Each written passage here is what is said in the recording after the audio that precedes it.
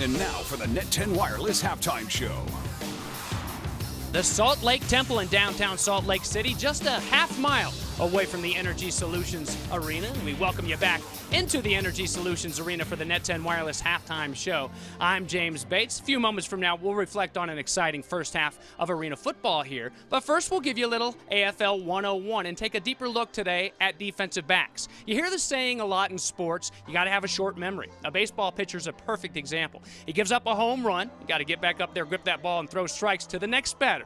Well, a cornerback, Anthony Herron, in the Arena Football League, a league that averages the offense 52.2 points a game, you're going to get scored on, and you're going to get scored on a lot. You got to forget about it in a hurry. Amnesia is a word that's used quite often in a meeting room for the defensive backs around the AFL because you get scored on so often. You mentioned the scoring average around the Arena Football League, but each individual position, and people don't realize this, have their own responsibilities. Let's take a look.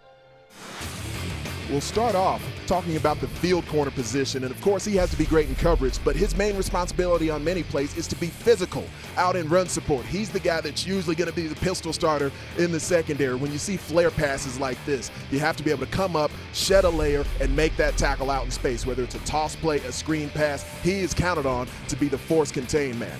Now, the boundary corner has a slightly different responsibility. He's not normally going to be on the primary receiver, so he can guess more often in coverage. See, Travis Coleman here from Orlando does an excellent job flipping his hips and making the play across the field. Now the safety, the middleman. Receivers come at you in high motion. You're usually covering the primary target. You may be in man-to-man. You may be in zone. The receiver's got a four-way go on you, and you have to have that confidence to know that you can anticipate where the ball's going and be willing and able to come up and make the play.